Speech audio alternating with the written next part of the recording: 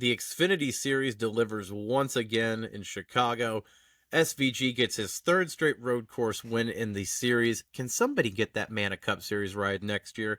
And Hailie Deegan may not have been on track today, but her future may have been solidified still. Welcome into the Breaking Balls channel. It is Bob here, and we've got a lot to get to post Xfinity Chicago edition. If you're new here, welcome to the channel. Go ahead and like and subscribe. We are always covering and talking NASCAR on a daily basis. I actually put out a video this morning of the news with NASCAR unveiling their first ever electric vehicle prototype. So go ahead and check that out. A lot of interesting, controversial, polarizing takes I'm sure that you've got for that video. But yes, we are post-Xfinity edition where Shane Van Gisbergen comes away victorious today. A third straight road course win for the New Zealand native who's come into NASCAR and taken the series by storm. He tied a race-high 14 laps led today with Jesse Love and really was the dominant car all day. The fastest guy, looked like he was comfortable, obviously winning in the Cup Series inaugural race in Chicago last year. SVG coming out and doing the same thing today, except he had to earn it. He really, really had to earn it. Like I said, came out with the fastest car, sat on pole, and really battled Kyle Larson. And we'll get into the first part of the race later. But really, with AJ Allmendinger having a caution come out with 5 to go in stage 2, it really flipped this race on its head. SVG came and started, I think, 24th, 25th with that caution. Ends up getting all the way up to 10th to the start of stage 3. And that's where the real battling began, because I will say, Stage 3 really was not like the first part of this race. There was a lot of yellow flags with a lot of cautions. The race kind of got clunky at some point there. Cautions really slowed down the race and Van Gisbergen, but my biggest qualm is that NASCAR has just become so inconsistent with their red flags. There was many a times where you could probably throw the red flag to save as many green flag laps in this race as you could. We've seen them kind of be wishy-washy with it in the past. Sometimes they'll throw it and say, hey, we're going to maximize the ending here and get as many green flag laps as we can for the finish.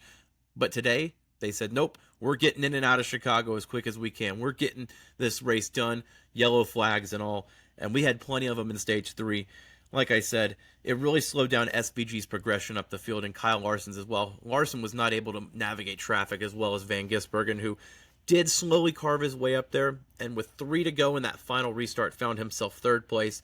Ends up working his way past Ty Gibbs and Jesse Love, who tied SVG in the laps led department today with 14. But Gibbs and Love were no match for Van Gisbergen's 97 car today, who really almost wrecked out with, I think it was 7 or 8 to go there. Saved it, tapped the wall. Sam Mayer got into the back of them racing for the, I think it was 4th, 5th place there. Or right after that, a caution came out that stacked the field back up there. But really, SVG had to fight for it all day. And let's get back into what I said earlier about Kyle Larson, because that was the guy who really said it is a 2-man race all day. It's Kyle Larson or Shane Van Gisbergen.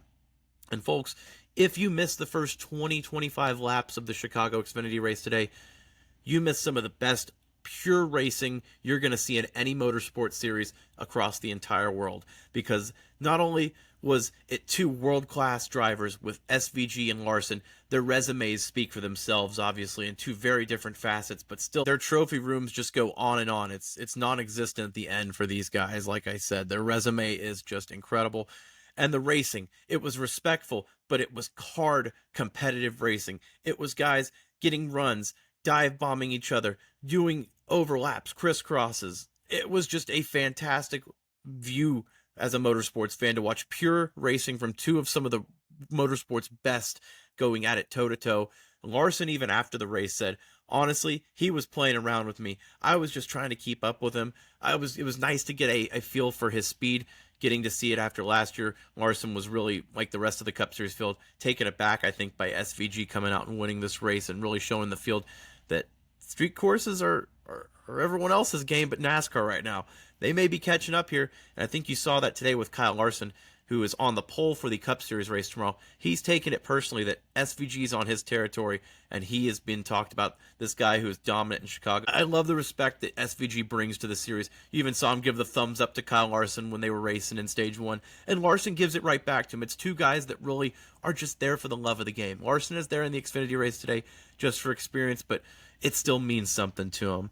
Again, if you missed those first 20 laps, go back and watch it, because it was just pure incredible racing at the purest form. And really, it shows that this Chicago street course fits NASCAR in a really, really good way. The layout is tailored out very well. There's a lot of passing zones, a lot of chances for speed. When you can go 140, 150 miles an hour down the straightaways on the streets of Chicago, it gives a lot of citizens some bad ideas, but it's just fascinating to watch these drivers navigate it, as it's still really brand new to them in this second year.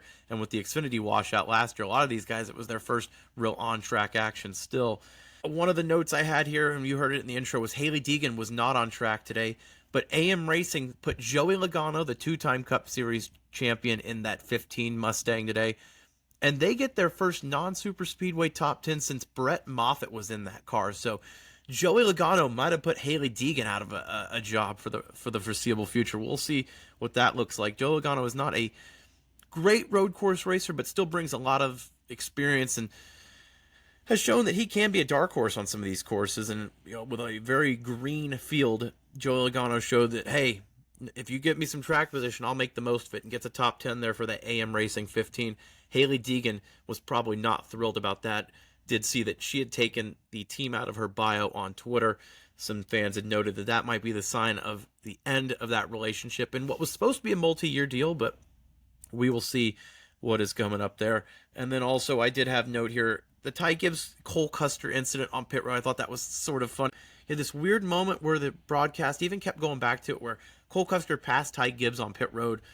Gibbs looked like he was kind of angry about it. Comes out, nope, he just put it into first gear. Took it out of his pit road limiter and put it into first gear. And Ty Gibbs had that gaffe, was able to laugh about it with Dave Burns. Then poured Monster on him. It was kind of an interesting little moment there with Ty Gibbs, I guess, showing his personality there. But a lot to get into here with the top 10 here. One of the guys that you will not see before we get into it is Sheldon Creed, who started to the back of the field. He blew an engine to start the day and said, I'm going to send it all day. I've got nothing to lose. And boy, did he. Starting with Riley Herbst, Sam Mayer, almost did it with SVG. Sheldon Creed didn't come in second today. Kyle Larson coming in third, even though, like we said, he was the guy to beat besides SVG. It wasn't his day when he got in lap traffic in stage 3. He just was not able to navigate cars like SVG was. You could tell it was just a little bit off there. Once he got a little bit closer to the field in that cleaner air, that car was roaring back to life, but just a little too late there for Kyle Larson. Parker Kligerman, a fourth place finish. This guy really is turning into a road course ringer, even though nobody wants to talk about it, in that 48 big machine car. Really needed the points to get into the playoffs, and this is another week where he can really add up those points there, a fourth place finish. Connor Mosack, another guy who was an extra entry in this race, finishing sixth, running a top 10 most of the day. Austin Hill even winning a stage there, getting a playoff point much needed. We mentioned Joe Logano in eighth, Justin Allgaier, ninth place, and Austin Green, third top 10 in 4 road course races. This guy getting the most of his opportunities and taking it. I love to see that. The son of David Green. You love to see Austin Green making the most of these opportunities. Cole Custer, the defending winner of this race by default last year, 18th place. Just a tough day for that Haas team overall. Riley Herbst, we talked about. Sheldon Creed's first victim. He just wasn't able to really get back after that early spin where him and Creed got into it. So a lot of varying results depending on who you're rooting for in the Cup Series. But just to kind of wrap it all up here, if you're an SVG fan, you're definitely happy. If you're an Austin Green fan, you're pretty happy.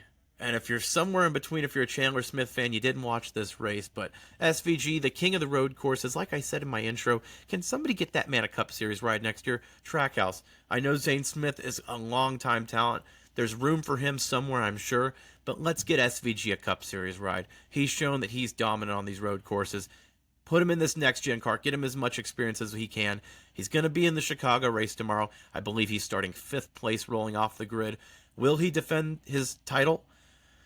I mean, if anything is indication from today, him and Kyle Larson are going to be the guys to beat. Ty Gibbs might be up there too, but I'm really interested to see what SVG looks like in Chicago in the Cup Series race tomorrow.